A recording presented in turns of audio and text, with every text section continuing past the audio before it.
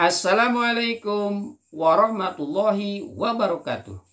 Berjumpa lagi di Gula Darah 65 Channel. Kali ini akan membicarakan tentang kebutuhan karbohidrat bagi penderita diabetes. Tidak sedikit penderita diabetes yang sudah tidak mengonsumsi nasi, tepung, dan gula, termasuk saya sendiri. Sehingga moto saya di dalam pengendalian gula darah adalah tanpa nasi, tanpa tepung, tanpa gula, dan tanpa diabetes. Mungkinkah hal ini terjadi? Terus, dari mana sumber karbohidrat diperoleh jika tidak mengonsumsi ketiga jenis makanan tersebut? Bukan tanpa alasan, bila mana seseorang tidak mengonsumsi nasi, tepung, dan gula, tetapi sumber karbohidrat masih terpenuhi. Atau bisa dikatakan mengonsumsi low karbo. Hal ini karbonya bisa diperoleh dari sayur-sayuran dan juga dari buah-buahan.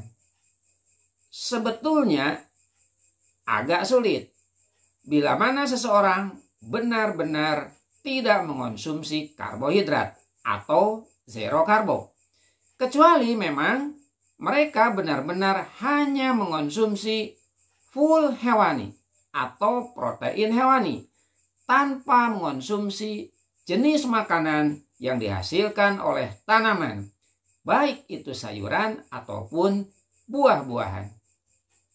Bahkan mengonsumsi telur pun sebetulnya di dalamnya sudah mengandung karbohidrat. Per 100 gram telur mengandung 1,1 gram karbohidrat. Atau per 1000 gram atau 1 kilogram telur sudah mengandung kurang lebih 11 gram karbohidrat. Jika kita mengonsumsi 6 butir telur per hari atau kurang lebih 400 gram, berarti kita sudah mengonsumsi sekitar 4,4 gram karbohidrat dalam sehari. Namun apabila dalam sehari hanya mengonsumsi daging, misalnya daging ayam, daging sapi atau mungkin daging yang lain, atau mengonsumsi ikan tanpa ada sayuran, tanpa ada buah-buahan, atau makanan lain benar-benar full hewani, berarti tidak ada asupan karbohidrat ke dalam tubuh. Itu yang betul-betul dinamakan zero karbo. Terus, dari mana energi yang dihasilkan? Energi bisa dihasilkan dengan cara memecah lemak di dalam tubuh yang disebut dengan keton. Dan itu biasanya dilakukan oleh orang-orang yang melaksanakan diet keto atau diet ketofastosis. American Diabetes Association menyarankan kepada penderita diabetes untuk mengonsumsi karbohidrat kurang lebih 45 gram sampai 60 gram per satu kali makan. Atau kurang lebih 135 gram sampai 180 gram dalam satu hari. Sekarang kita lihat tabel. Di situ ada jenis makanan. Pertama adalah telur rebus. Telur rebus, di dalam 100 gram telur rebus itu mengandung 1,1 gram karbohidrat. Tempe kukus, di dalam 100 gram tempe kukus mengandung 10,5 gram karbohidrat. Labu siam rebus di dalam 100 gram memiliki 4,5 gram karbohidrat. Daging ayam berapapun jumlahnya itu karbohidratnya adalah 0 atau 0 karbohidrat. Buncis rebus di dalam 100 gram memiliki 7 gram karbohidrat. Tahu kukus ini nilainya kecil. Di dalam 100 gram memiliki 1,9 gram karbohidrat. Nah, kalau pisang, di dalam 100 gram pisang Ambon ini memiliki 23 gram karbohidrat. Dan kacang tanah, di dalam 100 gram kacang tanah memiliki 16 gram karbohidrat. Nah, yang saya paparkan adalah yang biasa saya konsumsi sehari-hari. Dan kita akan mencoba menghitung atau mengkalkulasi berapa karbohidrat yang saya konsumsi di dalam satu hari. Berikut ini adalah menu makanan saya selama satu hari. Yang pertama adalah sarapan. Pada saat sarapan saya mengonsumsi 3 telur rebus, yaitu sebanyak 200 gram. Jumlah karbohidrat yang terkandung di dalam 200 gram telur rebus adalah 2,2 gram. Karena di dalam 100 gram itu mengandung 1,1 gram. Berarti 200 gram mengandung 2,2 gram karbohidrat. Yang berikutnya saya mengonsumsi tahu kukus sebanyak 3 buah atau kurang lebih 100 gram. Dari 100 gram tahu kukus mengandung karbohidrat sebanyak 1,9 gram. Selanjutnya saya mengonsumsi labu siam kukus sebanyak 300 gram. Per 100 gram labu siam kukus, karbohidratnya adalah 4,5 gram. Berarti untuk 300 gram labu siam kukus, karbohidratnya adalah sebanyak 13,5 gram. Jumlah karbohidrat yang saya konsumsi selama sarapan adalah 17,6 gram karbohidrat. Pada siang harinya, saya melakukan makan siang. Yang saya konsumsi adalah daging ayam sebanyak 2 potong, kurang lebih 300 gram. Berapapun ayam yang saya konsumsi, berapapun daging ayam yang saya konsumsi, karbohidratnya adalah 0 gram atau 0 karbo. Berikut saya mengonsumsi buncis rebus sebanyak 100 gram. Karbohidratnya yang terkandung di dalam 100 gram buncis rebus adalah 7 gram. Dilanjut dengan tempe kukus sebanyak 200 gram. Dari 200 gram tempe kukus mengandung karbohidrat sebanyak 21 gram.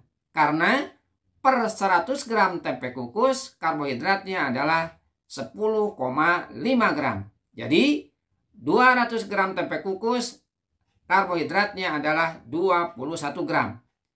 Terakhir, makan siang saya ditutup dengan pisang sebanyak 1 buah, kurang lebih 100 gram. Karbohidrat yang terkandung di dalam 1 buah pisang atau di dalam 100 gram pisang itu terdapat 23 gram karbohidrat. Nah, kalau dijumlahkan, makan siang saya itu jumlah karbohidrat yang dikonsumsi adalah sebanyak 51 gram. Selanjutnya, makan sore sekitar pukul 5 sore. Yang saya konsumsi hampir sama dengan saat makan pagi atau sarapan, yaitu 3 butir telur rebus kurang lebih 200 gram, karbohidratnya 2,2 gram, tempe kukus sebanyak 200 gram, jumlah karbohidratnya adalah 21 gram, dan buncis rebus sebanyak 200 gram, jumlah karbohidratnya adalah 14 gram. Saat saya mengkonsumsi sayur rebus seperti buncis rebus dan labu siam rebus, biasanya dibarengi dengan sambal tanpa gula. Nah, kita lihat sekarang makan sore saya mengonsumsi sebanyak 37,2 gram karbohidrat. Pada malam harinya saya makan camilan. Biasanya camilan yang saya konsumsi adalah kacang tanah karena lebih mudah didapatkan. Nah, biasanya saya mengonsumsi 200 gram kacang tanah. Kalau dikalkulasi karbohidratnya, yaitu lumayan besar, sebesar 32 gram karbohidrat. Karena per 100 gram kacang tanah itu memiliki 16 gram karbohidrat. Nah, biasanya camilannya juga ada pisang, ya, atau alpukat. Tapi yang lebih gampang adalah pisang. Jadi kalau ada pisang ya makan pisang, kalau ada alpukat ya makan alpukat. Nah, ini saya makan pisang 1 camilannya pada malam hari, 100 gram. Jumlah karbonya lumayan tinggi, yaitu 23 gram. Nah, sekarang kita totalkan berapa jumlah karbohidrat selama 1 hari. Sarapan saya mengonsumsi karbohidrat sebanyak 17,6 gram. Makan siang sebanyak 51 gram. Makan sore karbohidrat yang saya konsumsi 37,2 gram. Camilan yang saya konsumsi 55 gram. Sehingga jumlahnya adalah 160,8 gram. Lihat dari jumlah kebutuhan harian karbohidrat untuk seorang penderita diabetes berarti sudah mencukupi. Karena jumlahnya sudah 160,8 gram dan berada di rentang 135 sampai 180 gram. Nah, hal ini didasarkan pada saran yang diberikan oleh American Diabetes Association. Realitanya mungkin bisa karbohidrat yang saya konsumsi di bawah itu atau mungkin di atas itu. Dan kalaupun di atas, itu tidak akan melebihi 180 gram per hari.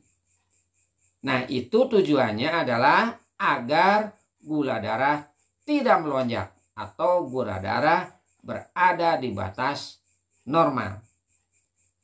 Itu yang bisa saya sampaikan berkenaan dengan berapa banyak karbohidrat yang dapat dikonsumsi oleh seorang diabetes di dalam 1 hari. Semoga bermanfaat. Terima kasih. Assalamualaikum warahmatullahi wabarakatuh.